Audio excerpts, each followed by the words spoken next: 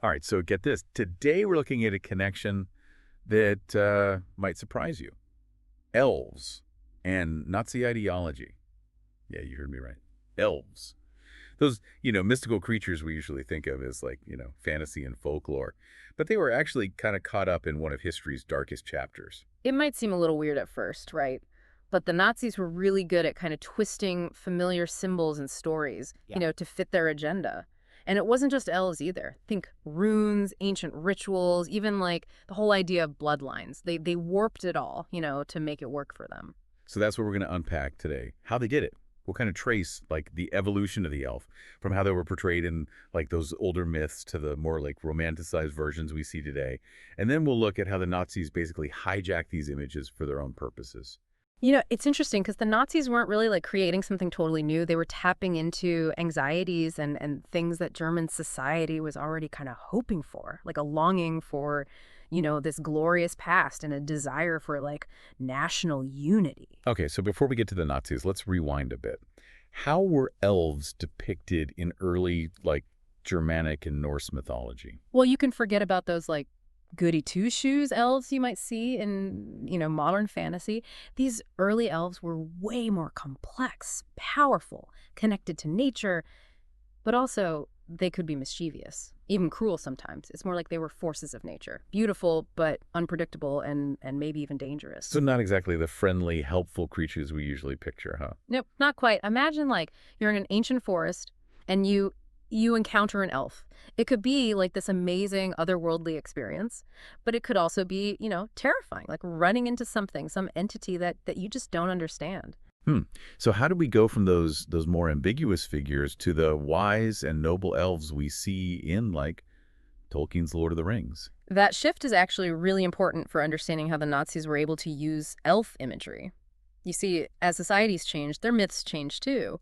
Elves got a kind of a makeover, becoming like idealized figures representing grace, wisdom, and immortality. So they became almost like aspirational figures, right? Exactly. And that's where the danger comes in. This whole idealization thing, while it's captivating, it also made elves easy to kind of to be taken and used by groups like the Nazis who were trying to create their own myth of superiority. And the Nazis, they were obsessed with racial purity.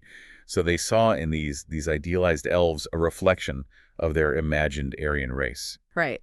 The Nazis were very good at propaganda. They knew that if you wanted to control the story, you had to control the symbols. So they basically cherry-picked parts of elf imagery, their beauty, their immortality, their connection to nature, and they twisted them to fit their story. They actually went so far as to claim that the Aryan race, descended from these mythical beings. So imagine you're living in Germany back in the 1930s. You're surrounded by this propaganda showing these idealized elf-like figures, and they're supposed to be the peak of human evolution. You start to see those old stories connecting to the real world. And that's exactly what the Nazis were going for. They wanted to blur the lines between myth and reality, to create a world where their ideology, their twisted ideology seemed not only plausible, but also something people wanted. And it went beyond just posters and speeches, right? They were weaving this whole narrative into the fabric of German society. Absolutely. Think about how they used architecture. They incorporated elements of like ancient Germanic and Norse design into their buildings, to give this sense of grandeur and historical lineage. Even their uniforms and insignia had those symbols all over them. So they were creating this immersive experience. People were surrounded by these constant reminders of their made-up history. Exactly. They were making a whole new mythology. It was carefully curated, a mix of truth and fabrication to make their claims seem legitimate and to stir up national pride. Wow, it's crazy how they can manipulate something as simple as fairy tales, and to serve such a dark purpose. And that manipulation wasn't limited to just elves either. They took all sorts of other symbols and myths, like runes, for example. Those are, ancient Germanic alphabets, and they turned them into emblems of, like, Aryan power and identity. It's like they were rewriting history. Mm-hmm. Making this alternate reality where their ideology was supreme. And that's what's so scary about it. They weren't just spreading propaganda. They were trying to change the whole idea of truth itself,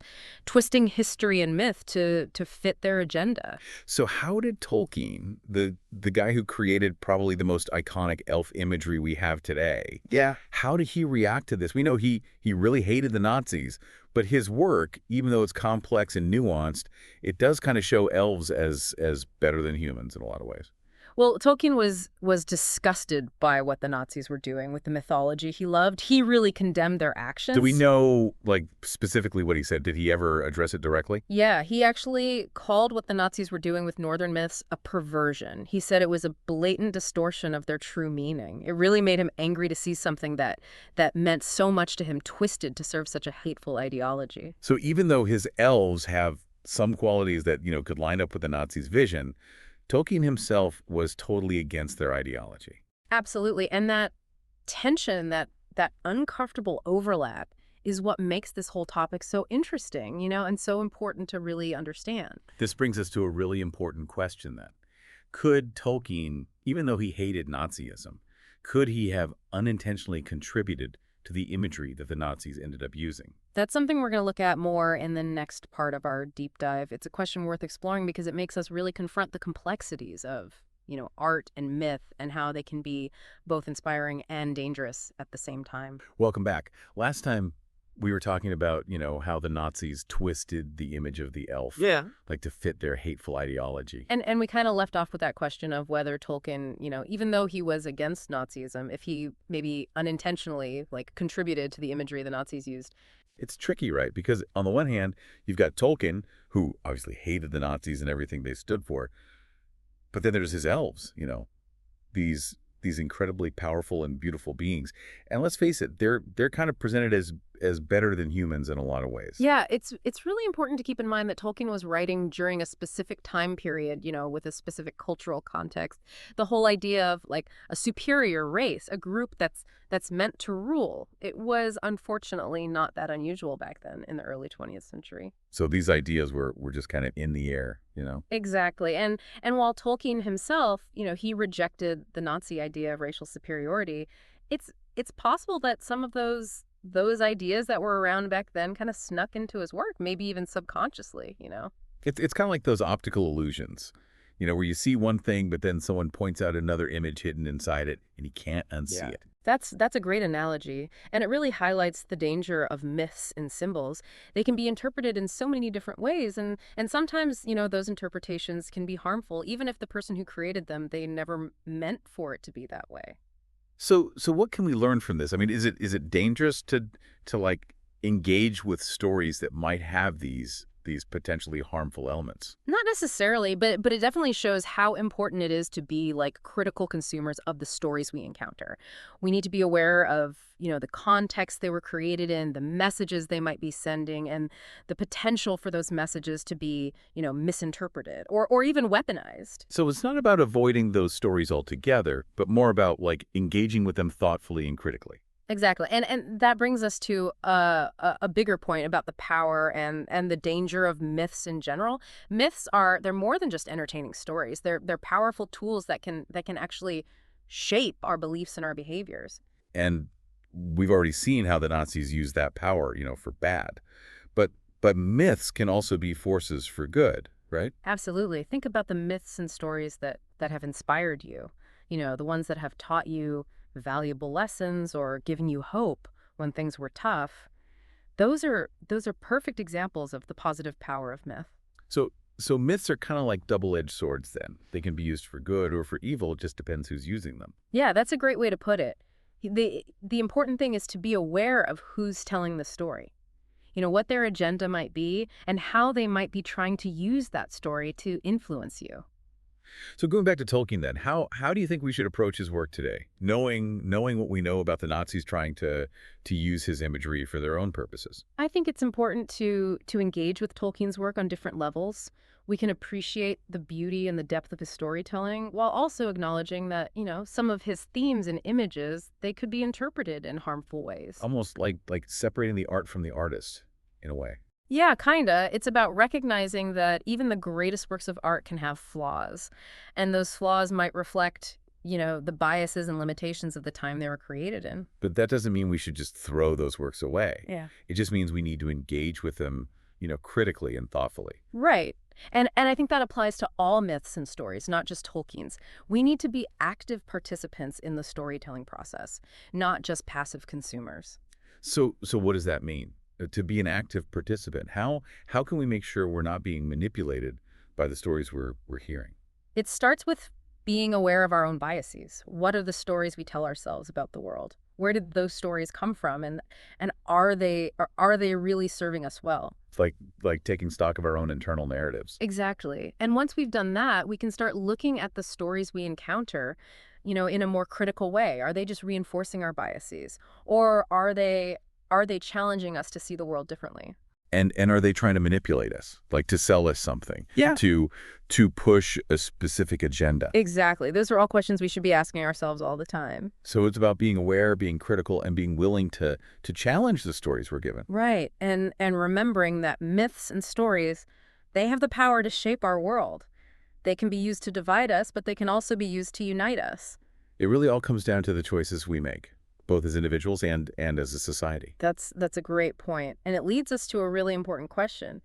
If we recognize the power of myth, how can we use that power for good? How can we make sure that the stories we tell ourselves and each other, they contribute to a more just and compassionate world? That's a question we're going to dive into in the final part of our deep dive. We're going to explore how to reclaim the power of myth, how to use it to build bridges instead of walls, and how to create a world where stories inspire hope, understanding, and action.